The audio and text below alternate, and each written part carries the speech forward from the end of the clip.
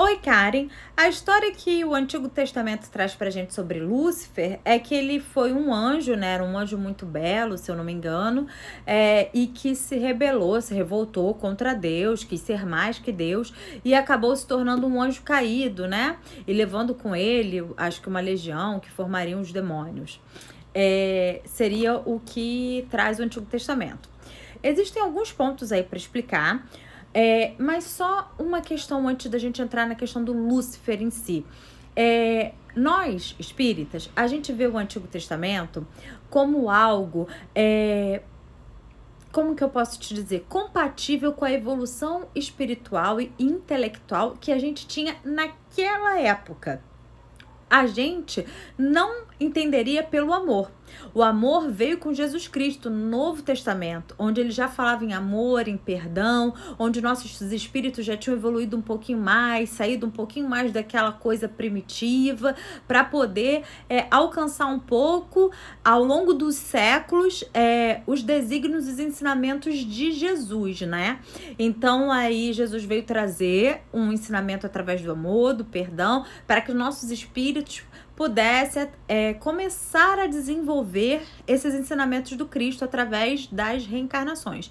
Mas lá no Antigo Testamento, o espírito ele era muito movido pelo medo, né? Então, o Antigo Testamento usa muito isso do medo, né? Essas alegorias do medo. É que nem alguns pais fazem com umas crianças, né? Para dizer assim, olha, você não quer fazer tal coisa não? Tem um monstro debaixo da tua cama. Paralelo ao fato disso estar certo ou errado, é mais ou menos, mal comparando, o que se fazia com aqueles espíritos lá atrás, que éramos nós, né? Que estávamos em estágio muito infantilizado, muito primitivo ainda, sem condições de compreender pelo amor. A gente compreendia pelo medo, pelo pavor, né? Então criou-se a figura de Lúcifer ou a figura de Satanás para personificar o mal, né? Ele vai até falar sobre isso mais à frente no Livro dos Espíritos, mas a gente pode falar como isso não tem nada a ver com o que a doutrina diz em pelo menos 3 pontos. Primeiro, Deus não cria ninguém diferente, né? Deus não cria anjos e seres humanos, Deus cria espíritos. Deus cria espíritos simples e ignorantes. Anjos, a gente usa até para falar, quando a gente usa essa palavra, a gente está falando daqueles espíritos que já se purificaram a tal ponto que se tornaram angelicais, mas não anjo como certas religiões enxergam. São espíritos, são seres humanos que encarnaram da terra, se depuraram até chegar a condições celestiais de purificação.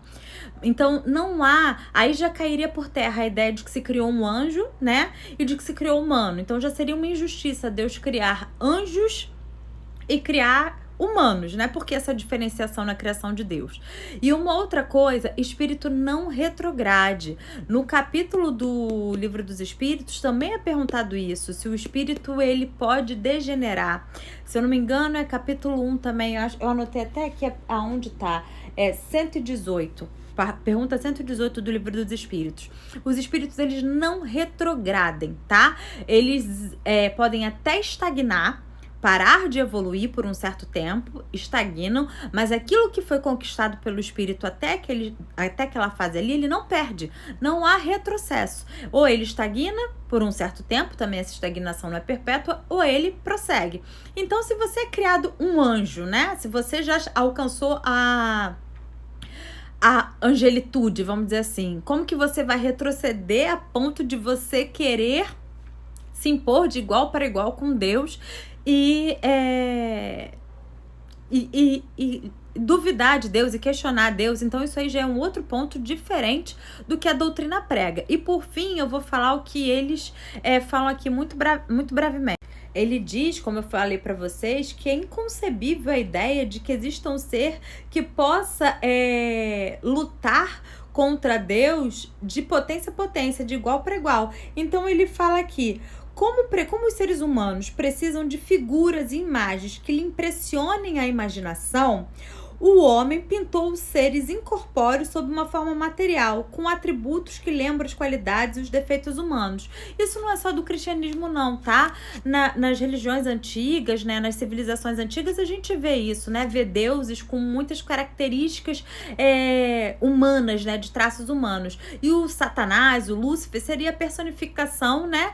Desses traços de inferioridades humanas. Porque às vezes é muito fácil você terceirizar o seu pecado, né? Eu fiz isso porque eu fui tentado por Satanás, eu fiz isso porque... E a doutrina espírita retira isso. Você é responsável pelos seus atos e você arca com as consequências.